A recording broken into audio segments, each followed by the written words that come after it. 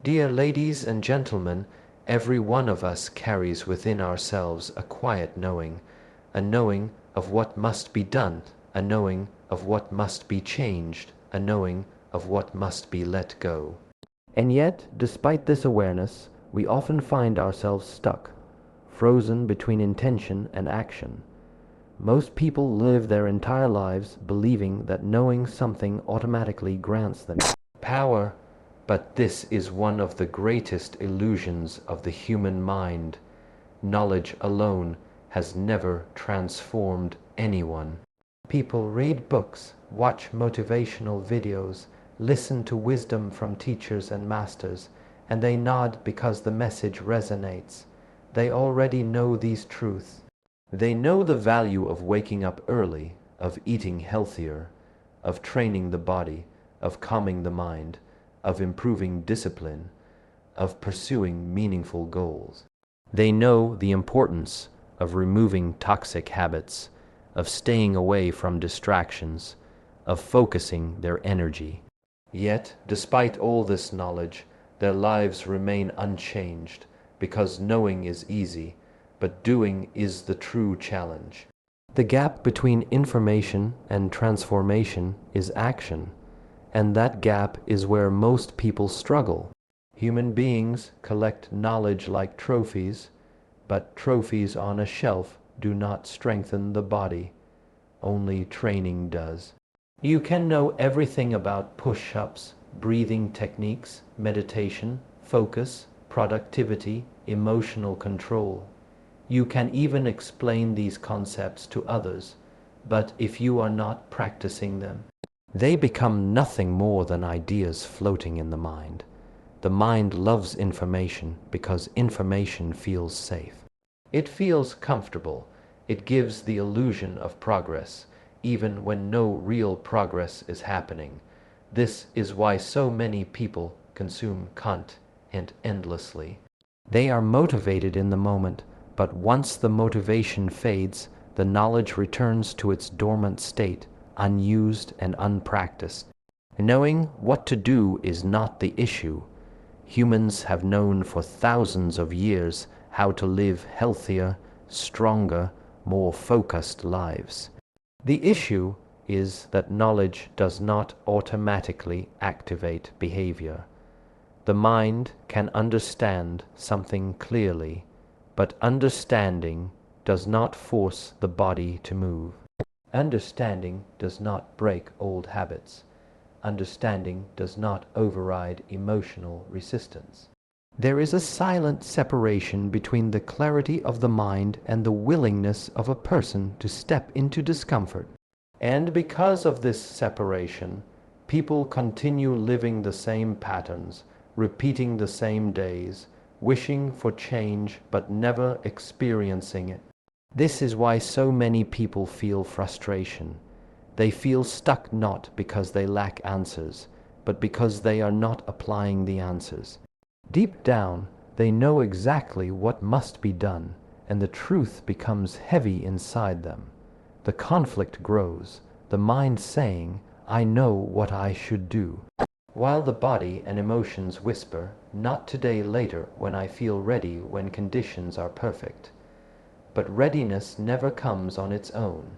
Conditions never magically align, and so the person continues to know, but not to do, and the weight of that unfulfilled knowledge produces guilt, self-doubt, and disappointment. What makes this even more painful is that human beings tend to blame external circumstances for their lack of progress, when the real barrier lies within themselves. They say they don't have enough time, but they know exactly how much time they waste. They say they don't have motivation, but they know that motivation is temporary. They say they will start next week, next month, next year, but they know deep down that this pattern has repeated many times before. The real struggle is not about knowledge. It is about internal resistance, emotional comfort, and the unwillingness to confront discomfort head on. Knowing what to do should be empowering, but for many it becomes a burden because the inner voice constantly reminds them of the actions they are avoiding. They know they should leave certain habits behind, but comfort holds them back. They know they should start a routine, but laziness delays it. They know they should take responsibility for their lives, but excuses protect them from facing the truth. And yet the knowledge does not go away. It stays inside, waiting, sometimes for years, sometimes for a lifetime. And this is why people feel lost. They stand at the doorway of change, fully aware of what lies on the other side, fully aware of what they must do to get there, but unable to step through. Not because they lack intelligence, not because they lack understanding, but because knowing alone changes nothing. The mind may hold the map, but only action takes you on the journey. Inner resistance is one of the most misunderstood forces in human life. People often believe their biggest obstacles exist outside of them. Lack of time, lack of opportunity, lack of support, lack of resources, lack of motivation. But in reality, the greatest obstacle sits quietly within, shaping every decision, every hesitation, every delay. Inner resistance is subtle. It doesn't shout, it whispers. It doesn't stop you by force. It stops you by convincing you to wait, to postpone, to think a little more, to choose comfort over discomfort. It is the invisible force that keeps people from taking the very actions they know would transform their lives. This resistance appears whenever you stand on the edge of growth. The moment you try to wake up earlier, your mind creates reasons to stay in bed. The moment you plan to exercise, a feeling of heaviness rises in your body. The moment you consider changing your habits, your old patterns tighten their grip. The moment you aim to pursue something meaningful, suddenly the fear of failure, fear of judgment, fear of discomfort begins to speak louder than your intentions. The mind becomes a battlefield, and resistance becomes the quiet commander that convinces you to retreat before the war even begins. People believe resistance means something is wrong, but in truth, resistance appears because something is right. It appears because you are stepping into unfamiliar territory. It appears because your comfort zone is being threatened. It appears because growth demands energy, awareness, and courage, qualities that the mind wants to preserve instead of spending. The mind's primary job is survival, not expansion, and survival loves routines. It loves predictability. It loves certainty. Resistance exists to keep you in the familiar, even if the familiar is damaging, limiting, or painful. This is why so many people repeat the same behaviors over and over again, even when they know those behaviors are destroying their potential. They keep returning to unhealthy habits because the habits are familiar. They keep avoiding meaningful actions because meaningful actions require vulnerability. They keep postponing their dreams because dreams require effort, time, and the willingness to face uncertainty.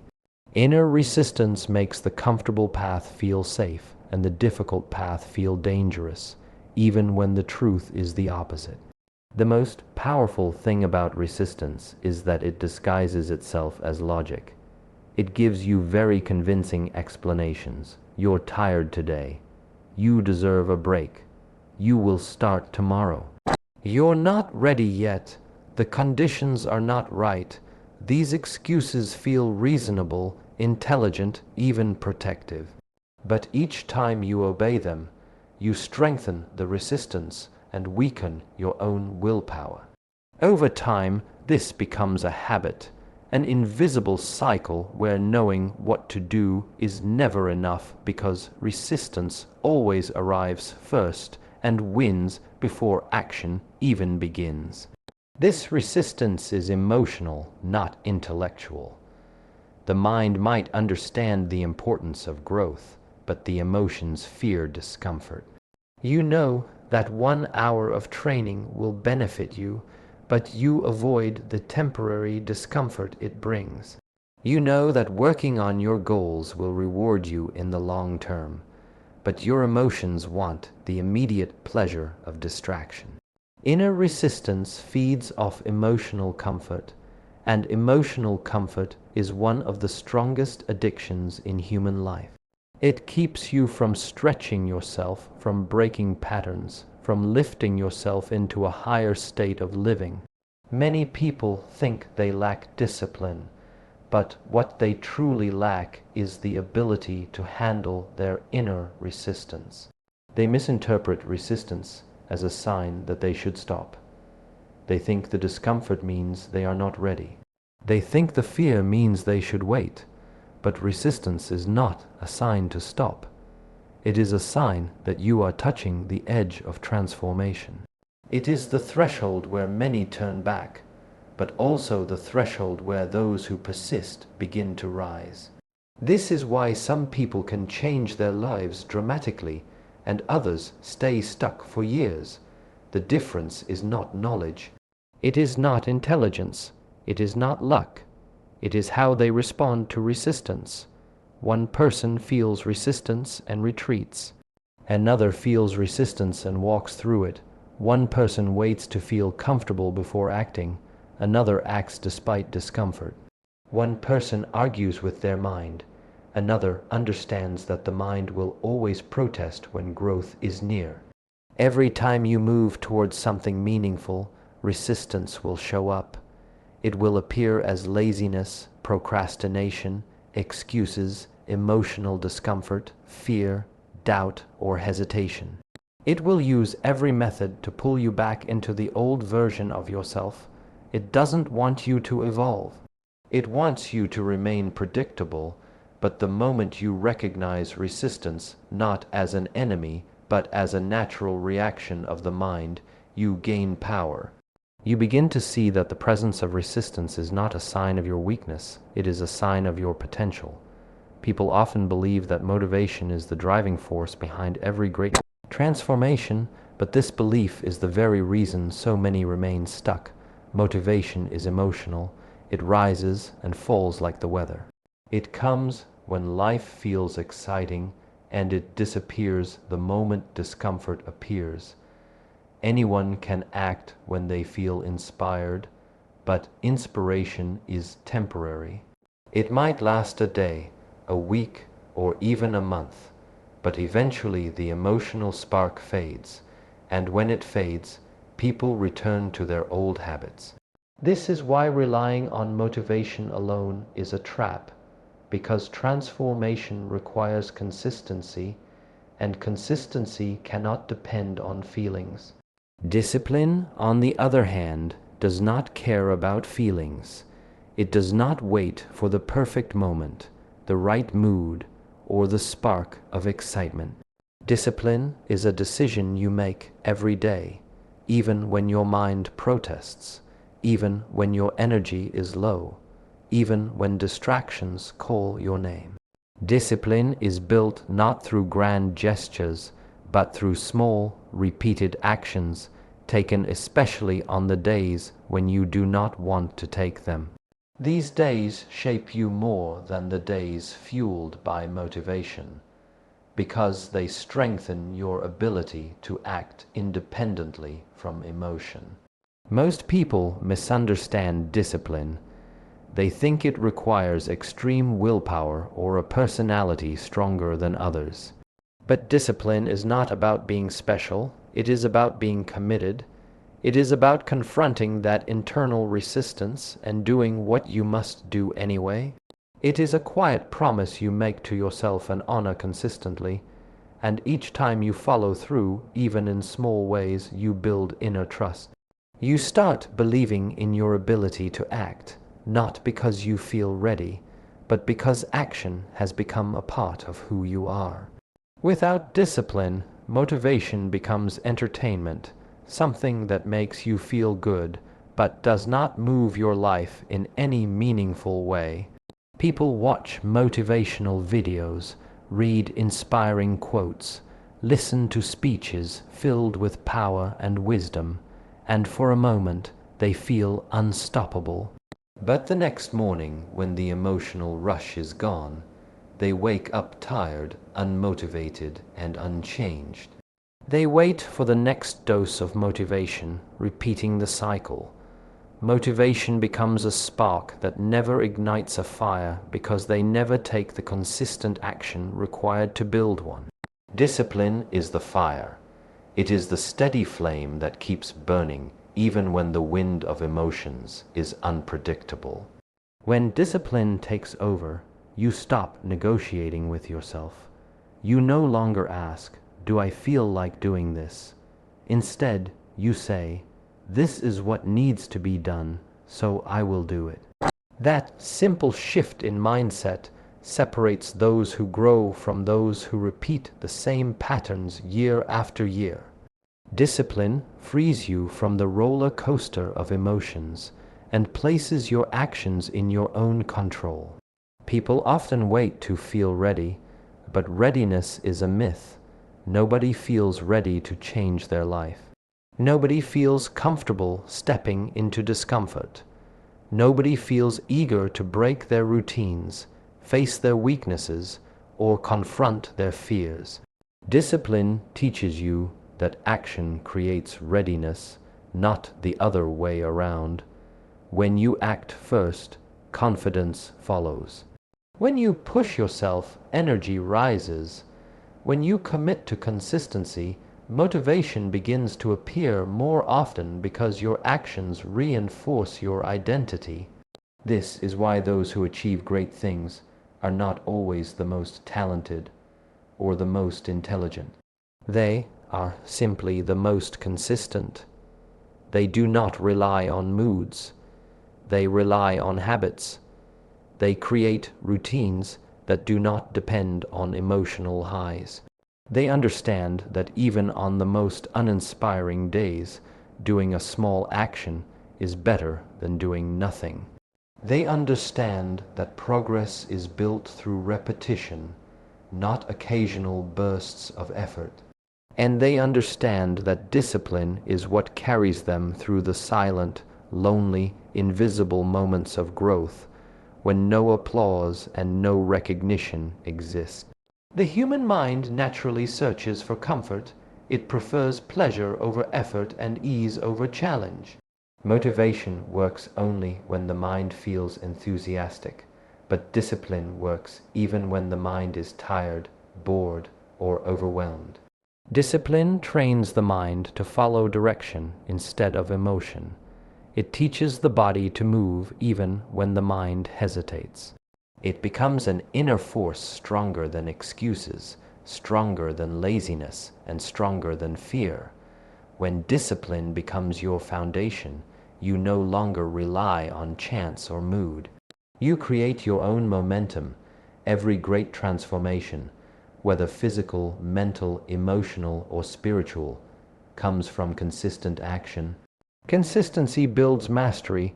Consistency builds confidence. Consistency builds a new identity. And consistency is the child of discipline, not motivation. When you stop waiting to feel motivated and start committing to disciplined action, you finally gain control of your life. Small actions are often underestimated because they don't look powerful on the surface. People think transformation requires dramatic changes, huge commitments, or life-altering decisions. They imagine that to change their life, they must suddenly become someone entirely different, waking up at 4 a.m., training for hours, breaking all bad habits at once, or completely reinventing themselves overnight. But this belief is the very reason they never begin.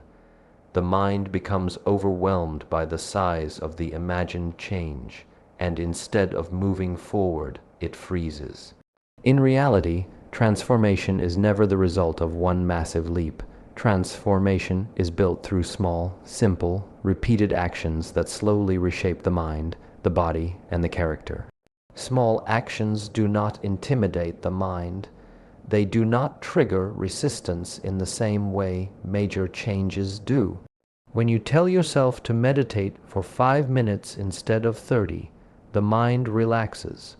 When you decide to walk for 10 minutes instead of forcing a full workout, the body says yes. When you commit to reading 2 pages instead of 20, the habit becomes easy to maintain. These small actions are gateways. They open the door to consistency. And once consistency is built, momentum follows. Progress does not come from intensity. It comes from continuity. The mistake people make is believing that small actions are insignificant. They think 5 minutes of practice won't matter, 1 page won't matter, 1 small improvement won't matter.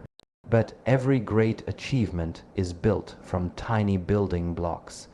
Every strong body begins with 1 repetition. Every peaceful mind begins with 1 minute of silence. Every successful routine begins with the smallest possible version of the habit. The power lies not in the size of the action, but in the repetition of it. A drop of water is small, but when it falls consistently, it can carve stone. The human brain is wired to adapt to what it repeats. Even small actions, when practiced daily, create neurological pathways. These pathways become habits, habits become patterns, and patterns become identity. This is why small actions are so powerful. They reshape you from the inside out without triggering the emotional resistance that large changes create. Instead of forcing transformation, small actions allow transformation to grow naturally, organically, and sustainably. Imagine a person who wants to develop discipline. If they attempt to suddenly change their entire lifestyle overnight, the mind rebels. Resistance becomes overwhelming. They feel exhausted, pressured, discouraged, and eventually they quit. But if the same person starts with a small, manageable action, waking up 10 minutes earlier, doing 10 push-ups each morning, journaling for 2 minutes, they begin to build a track record of success. These small victories send a message to the mind: I can do this, I am capable. Slowly, the identity begins to shift. Identity is the true foundation of all long-term change. When a person begins to see themselves differently, their behavior changes automatically. Small actions are the seeds that create this shift. They plant new beliefs, the belief that you can be consistent, the belief that you can control your habits, the belief that you can improve yourself. As these beliefs grow stronger, the actions naturally grow with them. What began as a small practice becomes a larger commitment. What began as 5 minutes becomes 20. What began as a simple habit becomes a lifestyle. Small actions also carry another hidden power. They build trust in yourself. Many people fail to take big steps because they no longer trust their own promises. They have broken so many commitments to themselves that the inner voice no longer believes their intentions. But when they take small actions and follow through, even on tiny commitments, they rebuild that trust. They prove to themselves that they can act, they can grow, they can change. This inner trust becomes a source of strength, making bigger changes not only possible but natural. Another reason small actions are so transformative is that they bypass perfectionism. Perfectionism stops countless people from starting. They wait for the perfect time, the perfect plan, the perfect conditions. Small actions destroy perfectionism by making progress simple and immediate. You no longer need perfect conditions to do something small. You no longer need a flawless strategy. You just need to begin, and beginning dissolves the fear that has kept you stuck. Once the first step is taken, the second becomes easier, and soon you have built a chain of progress. Over time, these small actions create massive results, not because each action is huge, but because consistency compounds. Compounding is one of the most powerful forces in human development. One small effort multiplied by hundreds of days becomes a transformation. One small habit practiced repeatedly becomes mastery. One small step taken consistently creates a journey that once felt impossible. People often overestimate what they can do in a week, but they underestimate what they can do in a year of small, disciplined effort. This is why small actions matter. They build the bridge between knowing and doing. They take knowledge out of the mind and put it into motion. They remove the excuses, silence the resistance, and bring progress down to a level where anyone can begin. Through small actions, you slowly reshape your environment, your habits, your mindset, and eventually your entire life. Most people do not fail because they lack knowledge or capability. They fail because they continuously negotiate with their limitations. Every time a person hesitates, overthinks, delays, or chooses comfort over progress, they enter into a silent conversation with their mind, a negotiation that almost always ends with surrender. The mind says, "You can rest today. You worked hard yesterday." And the body agrees. The mind says, "You will start when you feel motivated." And the emotions agree.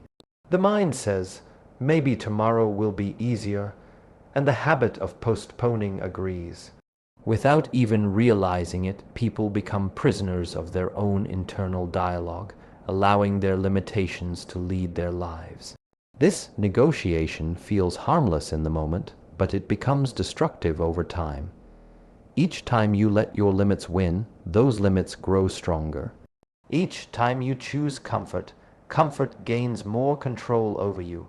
Each time you avoid discomfort, the fear of discomfort becomes bigger.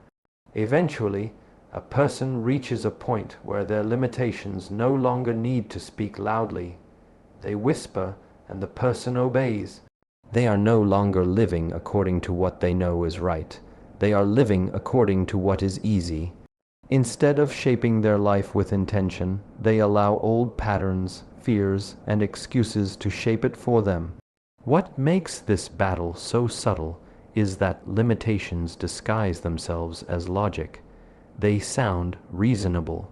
They sound protective. They make you believe you are being smart by avoiding discomfort. Wait until things calm down. You need time to prepare. It's better to start next week. You're not ready yet. These thoughts feel like guidance, but they are traps.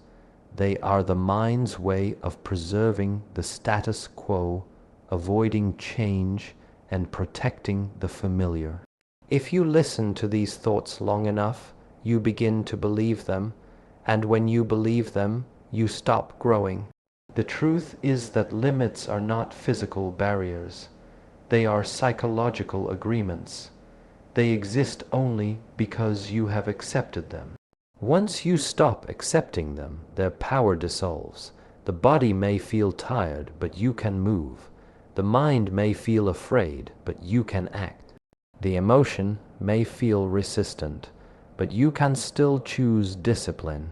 Human beings are capable of far more than they allow themselves to experience, but they rarely reach their potential because they waste their strength negotiating with weakness.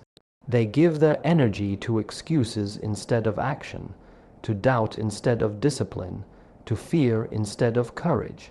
There comes a moment in every person's life where they must pause and ask themselves, who is truly in control, my goals or my excuses? This question often feels uncomfortable because it exposes truth. It shows you that your life is not shaped by your dreams, but by your daily decisions. It reveals that every time you choose to delay, every time you give in to resistance, every time you prioritize comfort over growth, you are shaping a future that resembles your past. And the tragic part is that many people keep repeating the same behaviors while hoping for different results. never realizing that nothing changes until they stop negotiating with their limits.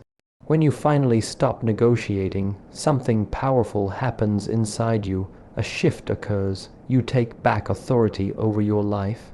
Instead of asking, "Do I feel like doing this?" you ask, "What needs to be done?"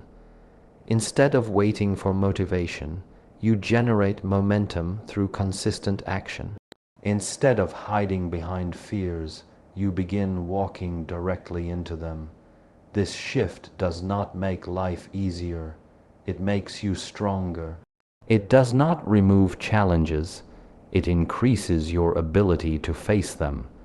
It does not eliminate resistance. It teaches you to act despite resistance. As long as you continue negotiating with your limitations, you will remain trapped by them. But the moment you decide that action matters more than comfort, that discipline matters more than mood, that progress matters more than excuses, your life begins to change. Limits lose their strength when you stop giving them attention. Excuses lose their power when you stop believing in them. Fear loses its influence when you move forward regardless of its presence. The transformation begins internally, and once that internal shift occurs, the external world responds accordingly. Most people underestimate the impact of a single decision, the decision to stop letting their limitations dictate their future. When you make that decision, you stop delaying your growth, you stop justifying your inaction, you stop giving your weaknesses the authority to guide your life. And for the first time, you step into the role of the one who leads, not the one who follows, the one who decides, not the one who reacts, the one who rises, not the one who remains stuck.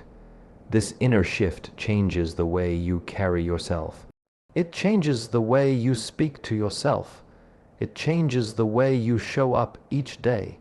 Instead of living passively, you live intentionally. Instead of hoping for change, you create it. Instead of dreaming about a better version of yourself, you become it through action. When you stop negotiating with your limits, you stop being controlled by the weakest parts of you and start being guided by the strongest ones.